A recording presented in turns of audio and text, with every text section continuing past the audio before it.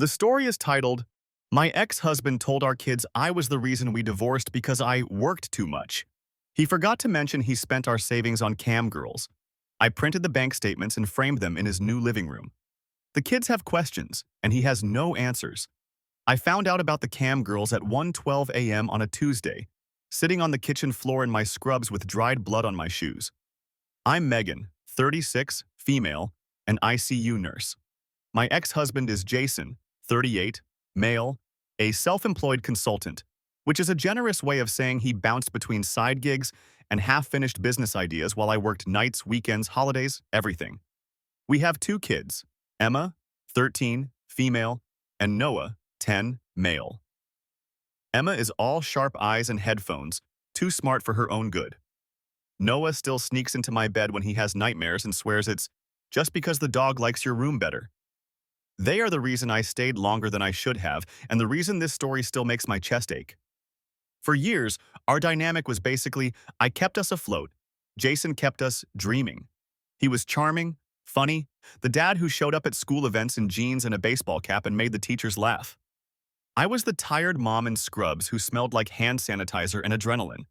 People would say, "You're so lucky he's so involved," while I was calculating overtime hours in my head. The first big crack came when I missed Emma's fifth-grade play because of a double shift. Jason sent me a picture of her in a cardboard tree costume with the caption, "Don't worry, I remembered to show up." When I cried about it later, he didn't hug me. He just shrugged and said, "Well, someone's got to be here for them if you won't cut back." That became the script. Anytime I brought up money, late mortgage, drained savings, he'd flip it into a character flaw. I was obsessed with work. I cared more about patients than my own family. I was turning into one of those cold hospital people. Meanwhile, he was the fun parent, the Xbox tournaments and pancake dinners while I charted labs at 3 a.m. That night on the kitchen floor, I logged into our bank account because my card got declined at the gas station, and I knew there should have been enough to cover a damn tank of gas. I thought maybe fraud, maybe some weird auto payment. What I saw didn't look like fraud. It looked like a neon sign spelling out exactly how stupid I'd been. Page after page of charges to sites with names that sounded like sugar-free energy drinks. Peachy Live, Sky Babes, Cherry Cam. Tiny amounts at first, $9.99, $19.99, then $1.99, $350. Tip after tip after tip, 2 years worth. Our vacation fund, the emergency savings I skipped lunches to build, Emma's future braces, all poured into pixels of strangers moaning his username. My hands were shaking so hard, I almost dropped the phone. I remember staring at this one transaction, $497, note, private room, and thinking, that's Noah's inhaler refills. That's Emma's winter coat. That's my last 3 night shifts. And upstairs, Jason was snoring in our bed, arm flung over the empty space where I should have been. I don't even remember standing up. 1 second I was on the floor staring at private room, $497, and the next I was in our dark hallway, phone in my hand, heart hammering so loud it felt like it was shaking the picture frames. There's this stupid framed wedding photo at the top of the stairs, me and Jason on the beach, barefoot, grinning like idiots. I caught a glimpse of it in the nightlight glow and felt this hot rush of humiliation, like the girl in the picture was someone I personally failed. He was sprawled across our bed, TV still on, controller on his chest. I didn't even say his name at first. I just turned the light on and watched him squint and flinch like a vampire. "What the hell, Megan?" he groaned, yanking a pillow over his face. I opened the banking app again and shoved the phone in front of him. My hand was shaking so badly he had to grab my wrist just to focus on the screen. "What is this?" My voice came out thin and cracked. "Tell me what this is." He stared at it for a second, then did the thing he always did when caught out. Scrunched his face, half laugh, half scoff. "Oh my God," he said. "You're seriously going through our statements at 1 in the morning? You have a problem." I snatched my arm back. "Answer the question." "It's subscriptions," he said, rolling his eyes. "Everyone does that. It's not like I'm out sleeping with someone. It's online. It's normal." "Normal?" I scrolled down, jabbing my finger at the screen. 2 years, Jason. Thousands of dollars. While I'm working double shifts and the kids think we can't afford a trip to the freaking zoo. His jaw tightened. "You're being dramatic." I laughed, this ugly, choked sound. Our mortgage was late last month. He sat up fast, swinging his legs off the bed. Because you can't stop working, he snapped. You never listen. You just grind yourself into the ground and then look for someone to blame. I felt something in my chest snap. I threw the phone. It bounced off the closet door and clattered to the floor. Jason jumped up, knocking over the bedside lamp. It shattered, glass skittering under his bare feet. Are you insane? He shouted. The kids are sleeping. Exactly, I hissed. Emma is upstairs worrying about how tired I am, and you're down here tipping cherry cam like it's your job. He got in my face then, close enough that I could smell the beer on his breath. If you weren't married to your job, I wouldn't need this, he said quietly, almost calm. You think about that. I remember staring at the tiny cut on his foot where he'd stepped on the broken lamp, a smear of red on the carpet. It hit me that I was looking at the physical proof of something I couldn't unknow. He would rather bleed than be wrong. And for the first time, I thought, I might actually leave you. Update 1. Hey, it's me again. I didn't think I'd be back this soon, but things blew up way harder than I expected. After that night with the lamp and the blood on the carpet, there was this weird fake calm. Jason suddenly turned into trying husband. He started unloading the dishwasher, making the kids' lunches, asking about my patience like he cared. And every time I brought up the charges, he'd say, I canceled it, okay? Can we move on? He never actually showed me anything, never once said, I'm sorry I did this to you. Just vague crap like, I was lonely, and I needed stress relief since you're never here. So while he was playing domestic hero, I was quietly turning into someone I didn't recognize. I stopped confronting and started collecting. At work on my lunch break, I logged into the bank and downloaded every statement from the last 2 years. I printed them out on the crappy black and white printer by the nurse's station. It was like watching my life die by 1,000 paper cuts. Line after line of tips and tokens next to groceries, asthma meds, and utility bills. My coworker Jenna, 29, female, walked in while I was shoving the stack into my bag. She glanced at the top page, saw the campsite name, and just said very quietly, You leaving him? I heard myself say, Yeah, I am. Telling Jason was a disaster. I waited until the kids were at my mom's and told him I'd talk to a lawyer. He laughed at first, actually laughed. You're not serious, he said. You, Miss Family Comes First? You'd blow up our lives over some stupid website? I told him I was done funding his fantasies, done being the villain in a story he wrote. He went from mocking to sobbing in seconds, full body sobbing, snot, collapsing to his knees, grabbing my waist like something out of a bad movie. When I didn't fold, he snapped. He grabbed the coffee table and flipped it so hard it cracked in half and slammed into the TV stand. The sound was so violent I flinched like one of my trauma patients. He punched the wall over and over, screaming that I was destroying our family, that I wanted to be a single hero nurse. The neighbor, Mark, 41, male, ended up calling the cops because he heard the screaming. Nothing really came of it, but watching Jason try to charm the officers with that same grin he used on Emma's teachers made my stomach turn. Fast forward. I followed through. Lawyer, paperwork, separation, divorce. Jason moved into a rental house across town with a shiny new TV and an empty living room.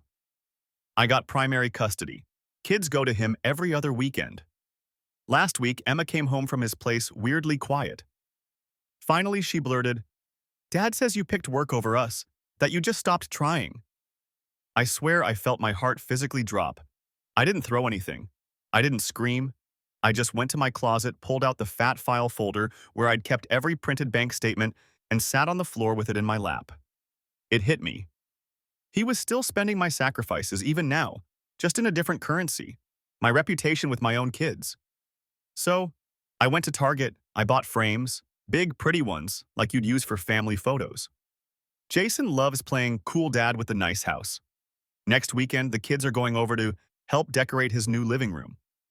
He wants memories on the walls. He's going to get them. I didn't buy nice frames out of kindness. I bought them because Jason is obsessed with appearances. The man irons t-shirts if he thinks someone might stop by. I stood in the aisle at Target running my fingers over smooth wood and fake gold trim and thought, you care about what's on your walls? Okay, Let's decorate. At home, after the kids went to bed, I spread the bank statements out on the dining table like a crime board. I didn't frame every page. I picked the ones that told a story. The first charge to Peachy Live. The month he blew almost $1,000 while I picked up extra shifts to cover Noah's inhalers. The day our mortgage was late and he still tipped Cherry Cam $200 with a heart emoji in the memo line. I circled that one in red pen before I slid it behind the glass. By the time I was done, there were 6 frames. From far away, they just looked like minimalist prints. Up close, it was all there in black and white. Dates, amounts, bank logo, and Jason's full name.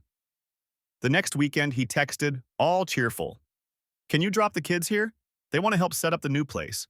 Might be good if you came by too. Show them we're cool." I almost choked on the word cool. I showed up with a cardboard box labeled "Kids Stuff" in chunky marker. Inside, the frames, some old picture books, a few random toys so it looked legit. Jason barely glanced at it, too busy bragging about his new sound system. He gave me this smug little tour. Open concept living room, big gray couch, huge blank wall behind it. "I'm thinking family photos," he said. "Happy vibes." "Yeah," I said. "You should definitely show them what matters." When he went to the kitchen to get Emma and Noah sodas, I moved fast. I hung 3 frames above the couch, evenly spaced, perfectly level. The others went along the hallway, right at kid-eye height. The glass clicked softly against the nails, my hands weirdly steady. My heart was sprinting, but my brain felt quiet. Emma walked back in first, holding a can. She froze. "Mom, what's that?" "Ask your dad later," I said lightly. "They're his." I kissed Noah's hair, said goodbye, ignored Jason's fake chummy "see you, Meg," and drove home with my hands trembling on the steering wheel. Guilt poked at me, then shrank under the memory of Emma asking if I would have stayed if I just took fewer shifts. It took about 40 minutes. Emma FaceTimed me from Jason's driveway, cheeks flushed, breathing hard like she'd been arguing. Behind her, I could hear Jason shouting something muffled. "Mom," she said, voice shaking. She spun the camera. The screen filled with one of the frames, zoomed in so I could see the circled Cherry Cam payment. "Is this real?" "Yes," I said. My throat felt tight. "Every page in those frames is real." She swallowed. "He said they were fake, but they have the bank logo and his name, and I Googled Peachy Live." Before I could answer, the screen jerked and Jason's face appeared, red and wild. "What the hell is wrong with you?" he yelled. The image swung, then cut out. 10 minutes later, he was pounding on my front door. I opened it just in time to see him hurl one of the frames at the porch. It shattered, glass exploding across the concrete, a white corner of bank statement fluttering up like a little surrender flag. "You think this is funny?" he screamed. "Humiliating me in front of my own kids? In front of my neighbors?" Mark was on his lawn again, pretending to check his mail, eyes locked on us. I stared at the broken frame, at the neat little circle of the Cherry Cam charge, now smeared with a streak of his blood where he'd grabbed it too hard. "I didn't humiliate you," I said, voice steady. "You did. I just hung it up where everyone could see." Behind him, Emma and Noah stood on the sidewalk, eyes wide. Emma's gaze flicked from the shattered glass to her father's bleeding hand to my face. "Dad?" she said quietly. "Is that why we couldn't go on vacation?" He opened his mouth. Nothing came out. Jason's mouth opened and closed like a fish. For once, there was no snarky comeback, no smooth deflection. Just silence and the sound of blood dripping off his knuckles onto my porch. Emma stared him down. "Is that why we couldn't go to Florida?" she repeated, voice shaking. "Because you were paying Peachy Live?" Hearing her say it out loud made my stomach flip. Noah's eyes filled instantly. "Dad?" he whispered. Jason snapped back online with pure rage. "Get in the car!" he barked at them, pointing down the driveway. "Now! We're not doing this in front of the whole neighborhood." No one moved. He turned on me. "Tell them it's fake, Megan." I folded my arms. My legs felt like jelly, but my voice came out calm. "I'm not lying for you. Those are real bank statements. You spent our money on campsites instead of our kids. They deserve to know." Something in his face twisted. He stepped forward fast like he was going to get right in my face again, and his shoulder slammed into mine harder than he meant it to. I stumbled back into the porch rail. One of the potted plants tipped and crashed, dirt spilling across the steps. "Whoa, hey!" Mark called from his yard, walking closer now, phone in his hand. "Jason, man, take it easy." "Stay out of this," Jason snapped, not even looking at him. Emma's voice cracked. "Don't push Mom." "I didn't push her," he shot back immediately, too loud. "She's doing this. She's trying to turn you against me. This is what she does. She works all the time and then plays victim when you drain our savings on girls online," I cut in. "When you tell them I left because I chose work while leaving out the part where you chose cherry cam." His neck flushed red. He stepped closer, close enough that I could see his pupils blown wide. "You ruined my house," he hissed. "You embarrassed me. You think I won't fight back?" Noah started crying quietly, hands over his ears. That broke me more than Jason's words. "Kids," I said, forcing my voice gentle, "go wait in my car, please." Jason lunged like he was going to block them, and Mark finally moved, stepping between us, one hand up. "I'm calling the cops," he said, already dialing. "Enough!" Emma grabbed Noah's hand and walked past their father. Jason reached out like he might grab Emma's arm, then froze when she flinched. The look on her face gutted him more than anything I could have said. The police showed up 10 minutes later. It was all very calm, very procedural. Questions, notes, a quick check of his hand, a glance at the broken frame. Emma, voice tiny but steady, told them she was scared when he started yelling and throwing things. Noah just curled into my side. They didn't arrest him, but they did pull me aside and quietly say, "You should tell your lawyer about this." Trust me, I plan to. That night, my phone blew up.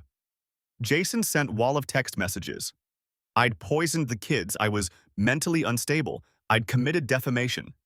Then he flipped and sent voice notes sobbing that he'd lost everything, and it was my fault. For the first time since this started, I listened and felt nothing. Just a tired, cold sort of clarity. The frames did exactly what I needed. They showed the kids the truth without me saying a single ugly word about their father. He wanted to weaponize my job. I weaponized his own receipts. Update 2. Hi again. I didn't expect my original post to blow up like that. Reading your comments has been a lot. Some of you were ready to help me design an entire gallery wall of his financial crimes. Tempting. To answer the biggest question, yes, I talked to my lawyer the next morning. The officer's report, plus Mark's statement, plus Emma telling them she was scared, is enough to request a custody modification. We've already filed to pause overnights until there's a formal review. Emma isn't speaking to Jason right now. She texted me a screenshot of his apology message to her. 3 paragraphs about how I'm vindictive and he never cheated, just looked. She sent back one line. "Looking doesn't cost $7,000, Dad. Noah just keeps asking if we're still a family." I started him with a therapist this week. And Jason? He's spiraling. Mutual friends say he's telling anyone who'll listen that I staged the whole thing, that I photoshopped the statements. Someone sent me a picture he posted of his living room wall, empty and pockmarked where the nails were. Caption: "Sometimes you have to tear everything down and start over." Buddy, you have no idea. After that second wave of chaos, we hit this horrible in-between. On paper, life looked better. I had the kids most of the time. The house was quieter, no more bank account landmines. But emotionally, it felt like living in a minefield where the explosions were just scheduled. Jason did not take the custody modification well. First came the texts. Screenshots of random legal blogs, threats about parental alienation, long paragraphs about how a good judge would see through my manipulation. Then came the calls to my job. I found out when my manager, Denise, 45, female, pulled me into her office with that tight professional smile. "Jason called the hospital," she said carefully. "He told HR you're having emotional outbursts and might be using meds from the Pyxis." For a second, the room tilted. I actually laughed because it was so ridiculous. I live inside those medication logs. If I even breathe near a narcotics drawer, there's a record. Denise slid a paper toward me. "We're not taking it seriously," she said. "But document everything. Security already flagged his number. If he shows up here, we call." He showed up 3 days later. It was just past midnight. I'd finished a brutal shift, 2 codes, 1 we lost, and I was walking to my car, brain buzzing that weird post-adrenaline hum. The parking lot was mostly empty, that humming orange sodium light turning everything sickly. Jason stepped out from between 2 cars like a jump scare. "Jesus!" I gasped, keys between my fingers. "What are you doing here?" He looked wrecked. Unshaven, hoodie, eyes bloodshot. "You blocked my number," he said. "You left me no choice." "There were so many choices before this," I said. "Calling my work is not one of them."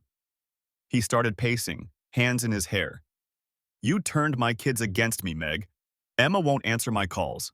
Noah cries when it's my weekend. You did that." "You did that," I shot back. "You lied to them. You lied to me. And when they saw proof, you threw a tantrum." He slammed his palm into the hood of my car so hard the metal thunked. I jumped. "You think you're some kind of hero because you work nights?" he snarled. "You're not. You're a martyr. You love playing the victim." I hit the panic button on my keys. The car alarm screamed to life, slicing through the quiet. Within seconds, a security guard's flashlight beam cut across the lot. Jason bolted, just turned and sprinted into the dark like a teenager who got caught egging houses. Security took a report. I added it to the growing file for my lawyer. Screenshots, police report, HR notes, now this. I started keeping everything in a literal binder labeled receipts, because apparently that's my brand now. The next escalation was uglier. One Saturday morning, I opened my front door to take out the trash and just stared. My car's driver's side windows were shattered in, glittering glass everywhere. Both front tires were slashed, rubber sagging. And across my garage door, in huge black spray paint, someone had written, "Work comes first." The smiley face is what did me in. I started laughing, then crying, then both at once. Mark jogged over, phone already in his hand. "Megan, my Ring camera got all of it," he said. "He's not even subtle. He looked right at the camera."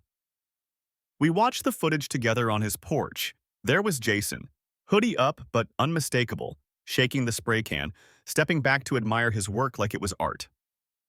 The police came. This time, there was nothing we can do. Vandalism, harassment, violation of the informal, no contact except about the kids agreement. Another report, another set of photos. My lawyer's voice over the phone was almost gentle. "He's hanging himself with every stunt," she said. "You just keep doing what you're doing. Document, stay calm, don't retaliate." But here's the thing. I wasn't retaliating anymore. The frames were revenge. This was just holding a mirror up while he tried to smash it. The court date for custody finally landed on the calendar. Emma asked if she could talk to the judge.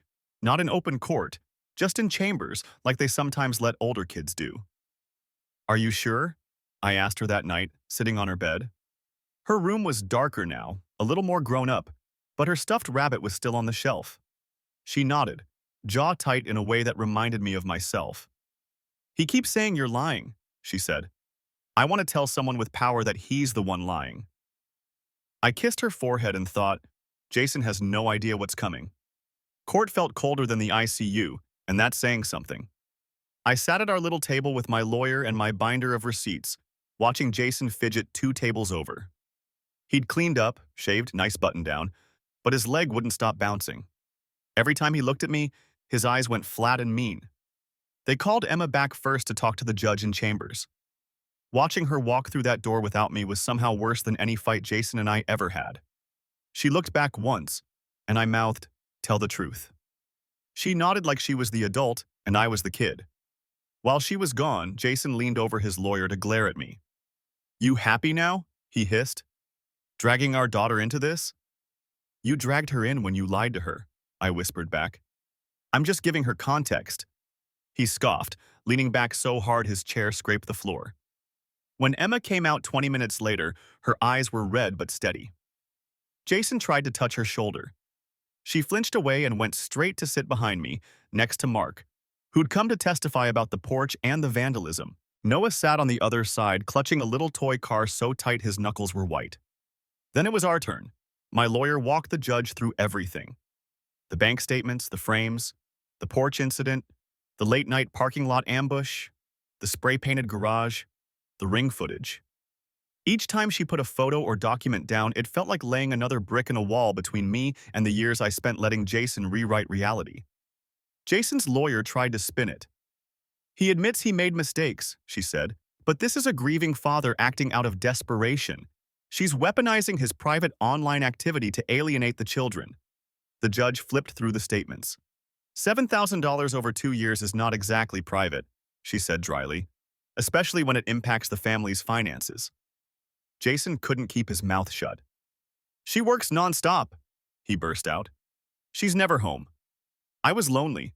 I needed connection. She chose the hospital over us, and now she's punishing me for coping. The judge held up a hand. Sir, sit down. He didn't. He kept going, voice rising, gesturing so wildly he knocked his own water over. It splashed across the table, over the neat stack of documents his lawyer had arranged. She tried to grab his arm. He yanked away. You're all buying her act, he shouted. She loves playing hero. She framed those things in my house like some psychopath museum. Who does that? Someone who got tired of being lied about, I said before I could stop myself. For a second, everything went quiet. The judge sighed, pinched the bridge of her nose, and finally delivered the verdict. Temporary sole legal and physical custody to me. Jason's parenting time. Supervised for now, at a center. Mandatory counseling. A strict no harassment order. No more calls to my job. No showing up in parking lots. No middle-of-the-night door pounding. Any violation, and he risks losing even that. He went white. You can't, he started, but his lawyer tugged his sleeve, whispering urgently. He jerked away, knocked his chair over, and stormed out of the courtroom. The door slammed so hard the walls rattled. Physical drama, I guess. On the way home, Emma sat in the front, staring out the window. Finally, she said, I told the judge about the frames. My stomach clenched. Do you think that was okay? She nodded. I told her you didn't call him names. You just put the truth where we could see it. She looked at me. She said that mattered. That night, Noah climbed into my bed with his toy car and whispered, We're still a family, right? Yeah, baby, I said, pulling him close. We're a smaller one, but we're real. Jason still tells people I left because I worked too much. Maybe that's what he has to tell himself. But my kids have walked past framed bank statements with his name and cam sites in bold. They've watched him scream, throw things, paint smiley faces on my garage. They have questions, and now, finally, he has no answers that anyone believes.